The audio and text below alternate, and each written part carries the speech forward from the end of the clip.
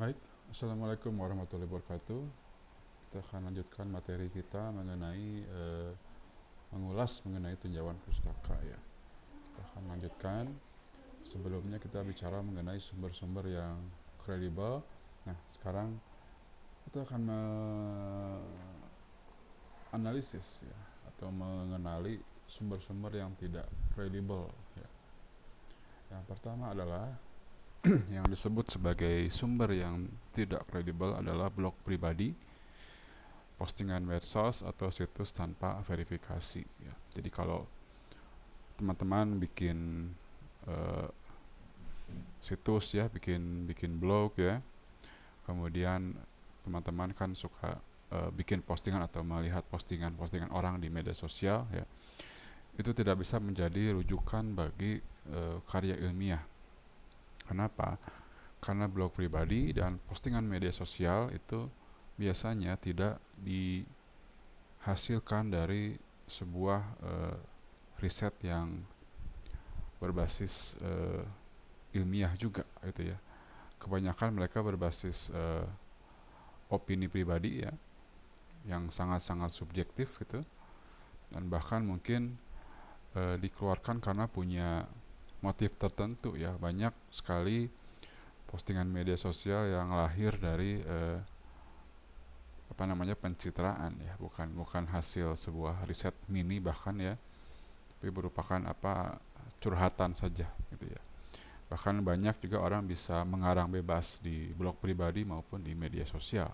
Tidak ada yang bisa memverifikasi kebenaran yang ada di media sosial atau blog pribadi. Bahkan orang bisa menulis secara anonim ya. Artinya minimal sebuah tulisan yang baik adalah jika dia memiliki identitas yang jelas, misalnya siapa penulisnya gitu ya. Bahkan sekarang di media-media massa, kalau kita lihat orang harus mencantumkan siapa penulisnya dan siapa editornya ya, untuk menguatkan nilai dari si tulisan ya. Yang kedua, sumber yang tidak kredibel ya, sebagus apapun sebuah karya tulis, jika tidak mencantumkan referensi atau bukti pendukung maka tidak bisa disebut sebagai sumber yang kredibel ya. Ini pemaparan saya pun sebenarnya ada bentuk tulisannya ya, ada sumber-sumber jelas, cuman saya buat pointer ya supaya lebih mudah dimengerti. Ini semua ada sumbernya ya. Nah,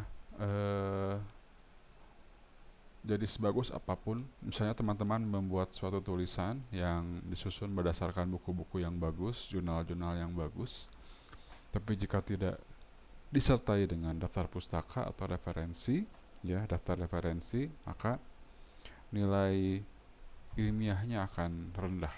Gitu ya. Jadi pastikan teman-teman sekarang sudah sangat mudah untuk mencari informasi, untuk mencari referensi. Pastikan tulisan teman-teman atau kutipan yang digunakan oleh teman-teman menggunakan referensi yang baik ya. Nah, ini juga pernah dibahas sebelumnya. Awas penggunaan referensi harus muda usianya ya. Lebih dari 10, lebih dari 15 tahun itu dianggap sudah usang, apalagi jika mengulas mengenai teknologi atau mengenai digital ya. Itu sudah sangat jauh, bahkan perkembangan digitalisasi itu 2 tahun ke belakang kita belum mengenal banyak mengenai AI, tapi sekarang sudah sangat banyak gitu ya. Artinya perkembangan dalam waktu 2 tahun udah sangat pesat gitu ya. Nah, kemudian hati-hati situs web ya, bisa dengan situs media massa atau berita atau apapun yang punya kepentingan tersembunyi ya, atau bias. Jadi sebelumnya saya sudah mengungkapkan bahwa jika terlalu pro atau terlalu kontra terhadap suatu isu, terhadap suatu tokoh, terhadap suatu pihak ya, misalnya ke pemerintah, terlalu pro atau terlalu kontra, maka kemungkinan besar dia punya kepentingan ya, atau bias ya. Atau bahkan ada satu penulis yang terlalu pro atau terlalu kontra, maka dia bisa dibilang bias, kecuali dia memang menggunakan sumber-sumber yang berimbang gitu ya. Ingat ya, orang bisa jadi ilmiah ya, jadi dia menggunakan sumber-sumber yang bagus, tapi bisa jadi dia tidak jujur, artinya dia memilih sumber-sumber yang sesuai dengan pendapat dia saja, itu bisa gitu ya.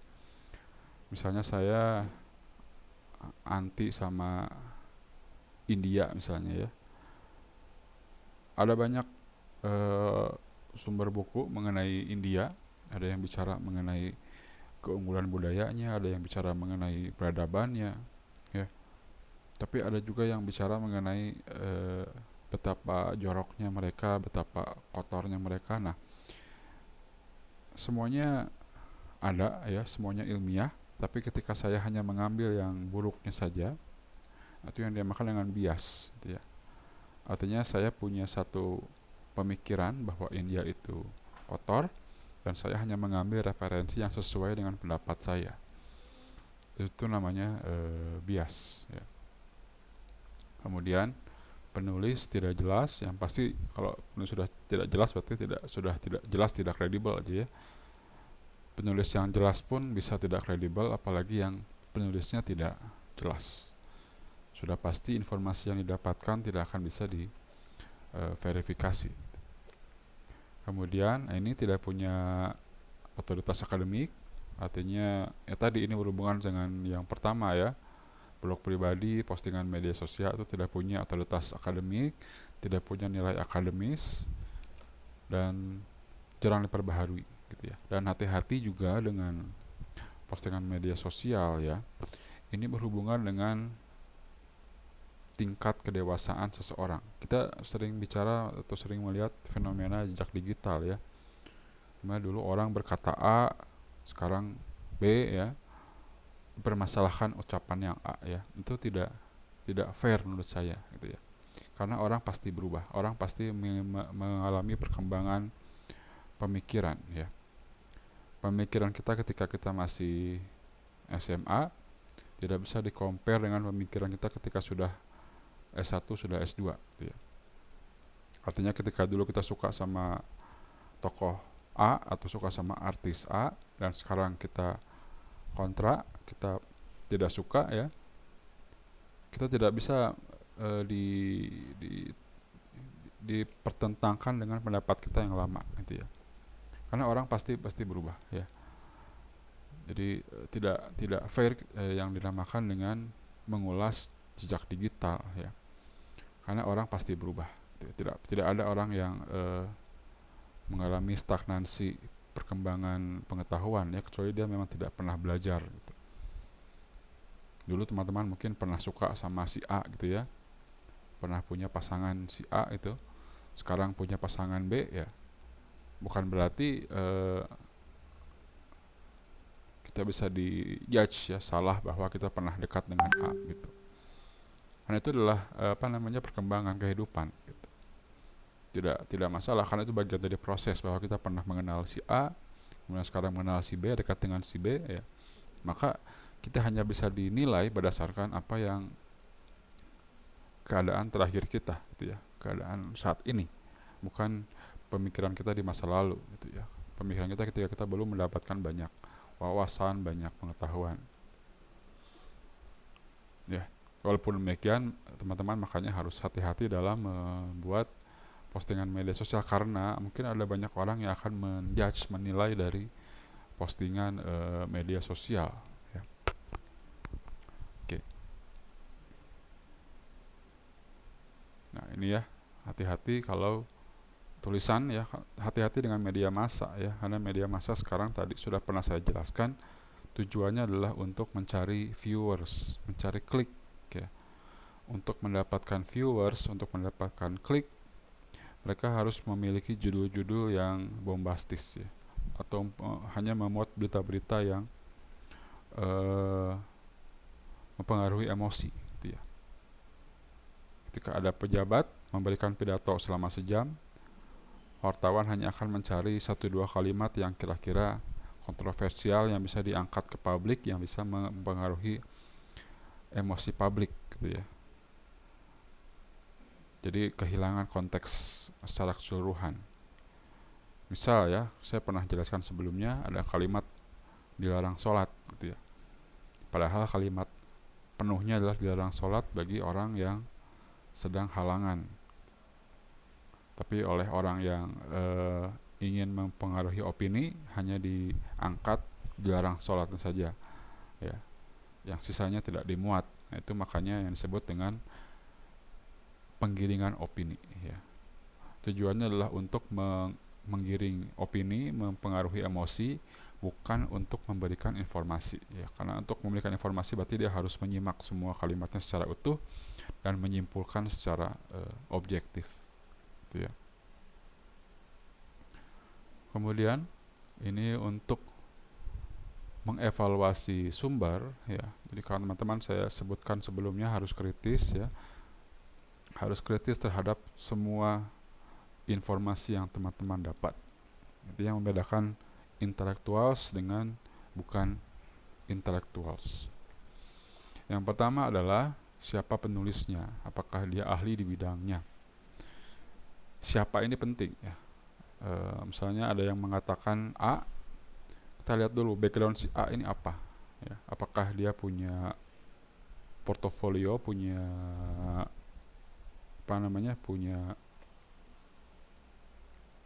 track record di bidang tersebut ya. Kemudian kapan diterbitkan, ini berarti apakah baru, apakah sudah lama, apakah masih relevan atau tidak ya. Bisa jadi yang lama bisa masih relevan, bisa jadi yang baru misalnya 5 tahun lalu tapi sudah tidak relevan, bisa jadi ya. Nah, kemudian tujuannya apa, ini yang sering kita temukan di grup WhatsApp keluarga gitu ya. Ada yang orang yang suka nge-share apapun gitu ya, ada informasi apa dia share apa tanpa dia tahu bahwa orang membuat tulisan itu pasti ada tujuannya gitu ya. Apakah untuk netral ya atau mempengaruhi opini. Kita pasti bisa melihat lah kalau tadi kalau terlalu kontra atau terlalu pro, maka kemungkinan besar akan mempengaruhi opini. Tapi kalau netral dia bahasanya akan tidak judgmental, tidak menghakimi gitu ya. Nah, kemudian apakah ada bukti referensi, apakah ada sumbernya, apakah sumbernya bisa diverifikasi. Kalau misalnya sumbernya dia mengutip dari media tertentu, apakah kita bisa membuka linknya ya dan kita membaca keseluruhan informasinya, atau mengutip dari jurnal, apakah kita bisa membuka jurnal aslinya dan melihat informasi aslinya. Nah, kemudian sebenarnya siapa target audiensnya ya, umum, akademisi atau profesional. Kalau jurnal tentunya dia ditujukan buat umumnya, khususnya untuk akademis ya. Tapi kalau media massa itu untuk umum, sedangkan untuk profesional itu sifatnya misalnya buku ya, atau misalnya proceeding yang lebih spesifik. Oke, jadi yang pertama ketika teman-teman dapat informasi minimal mendapat informasi di WAG ya, WhatsApp group, cek dulu ini yang pertama nulis siapa ya. Misalnya di sana tertulis sumbernya Dr. X ya, di situ bacaannya cara-cara menangani orang stroke misalnya ya, di WhatsApp group tuh sumber Dr. X. Ini kita cari Dr. X itu siapa gitu ya. Oh, nggak ada di database ID, nggak ada di berita manapun, dia tidak pernah terlihat atau nampak memberikan informasi mengenai kesehatan, atau tokohnya fiktif. Berarti sudah kita buang langsung informasinya ya. Makanya ini Islam sebenarnya sangat ilmiah ya.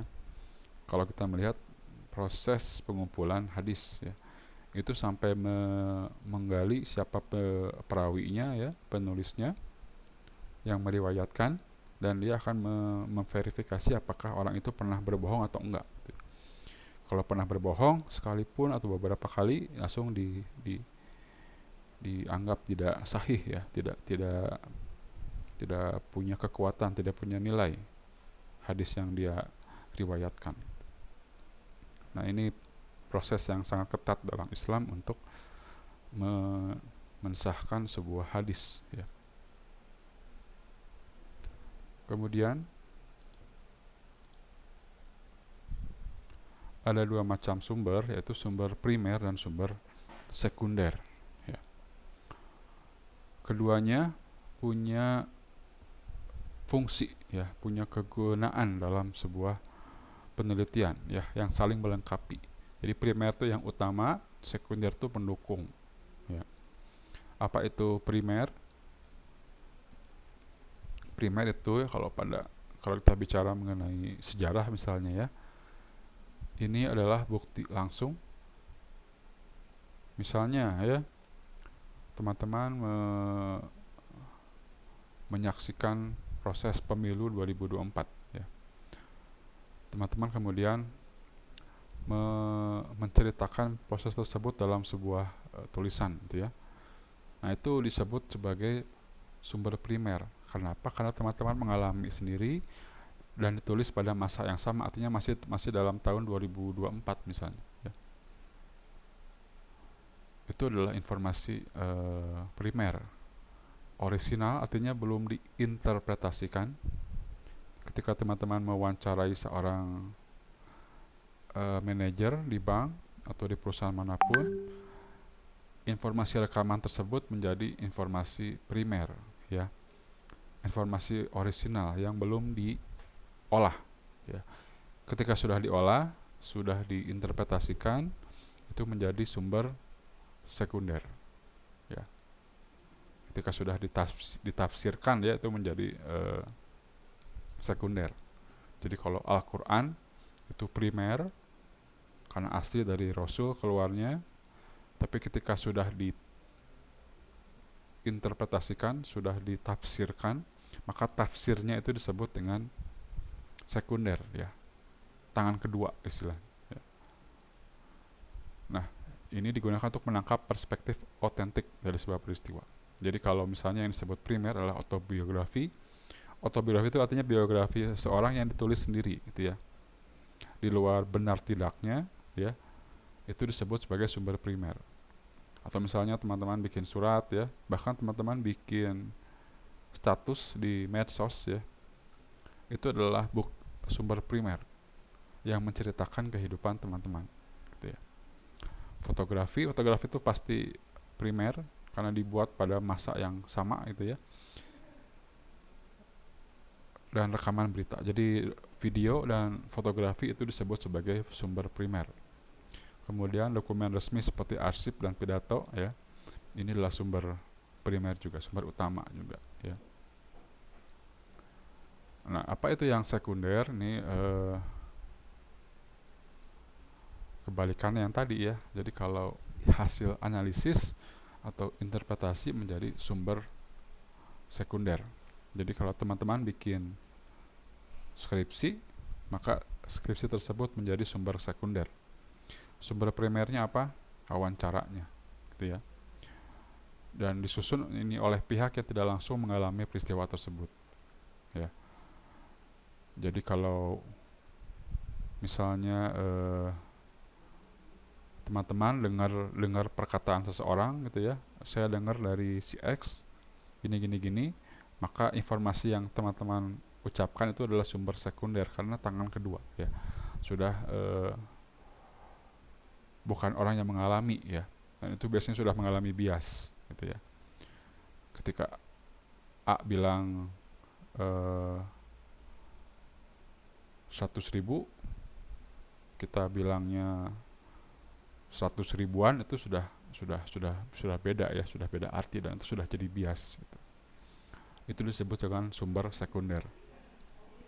Nah, kegunaan dari sumber sekunder adalah ini untuk memberikan konteks atau pemahaman yang lebih luas dibandingkan dengan sumber primer, ya. Jadi ini menguatkan sumber primer, ya, atau menjelaskan sumber primer. Tafsir misalnya, ini lebih ilustrasinya adalah tafsir Quran itu menjelaskan atau menguatkan Al-Quran, ya.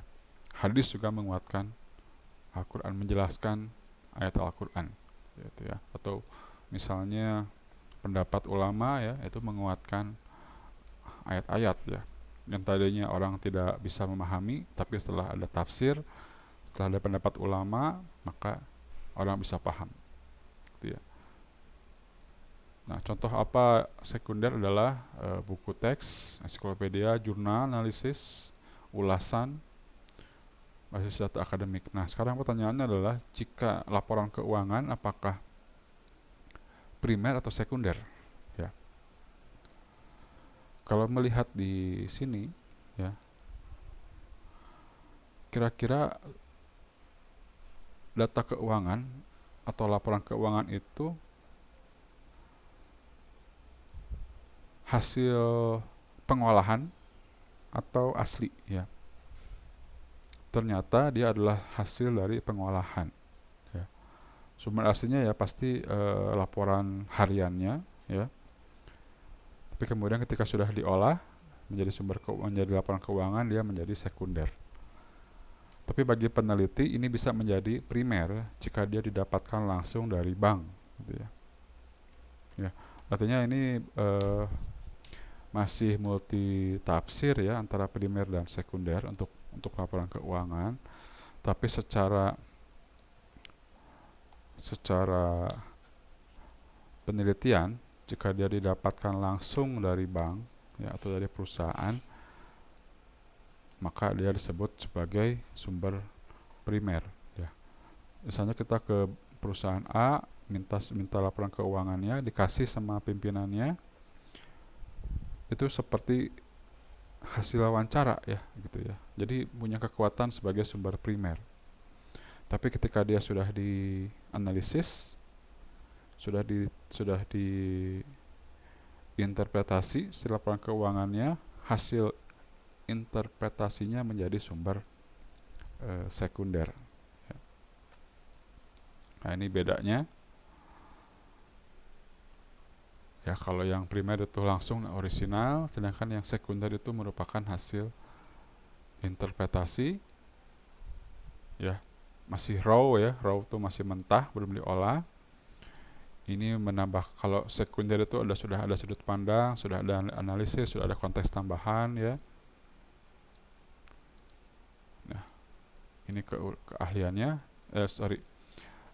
kegunaannya untuk melihat konteks keaslian, otentik, ya. Sedangkan sekundernya adalah untuk mendalami, ya, untuk membandingkan juga bisa. Ya. Contohnya surat, foto, pidato, arsip, ini sumber primer, dan sumber sekunder textbook, ensiklopedia, jurnal, ya, hasil, dan sebagainya. Intinya, jika kita ingin penelitian kita kuat, maka kita harus mengolah dulu atau melihat dulu sumber primernya, ya. Baru kemudian setelah mendapatkan informasi primer, kita perkuat argumen kita dengan informasi sekundernya, ya. Info primernya apa? Wawancara itu primer, kemudian hasil angket itu primer, ya. Tapi kita tambahkan analisis dari buku misalnya, atau dari media massa, ya, dan sebagainya, dari tinjauan lapangan, hasilnya adalah sebuah informasi yang sifatnya sekunder, ya. Baik, mungkin demikian yang bisa kami sampaikan. Terima kasih atas perhatiannya. Ini masih bersambung, ya. Kita jumpa lagi di materi selanjutnya.